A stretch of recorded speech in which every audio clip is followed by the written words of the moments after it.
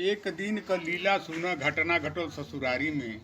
हमार मेहरारू बड़ी झगड़ाइन रात कटे मारा मारी में। एक दिन साँझी की बेरा झगड़ा ऐसन भइल जे वही बेरा मेहरारू हमर भाग के नैहर गइल।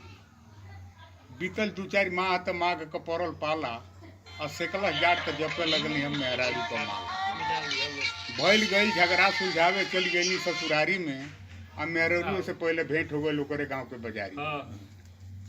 कहली घरे चल तोहार हाथ पाँव हम जोड़ब। मेहरुआ कहल जे बुझ जइया बिना मरले न छोड़।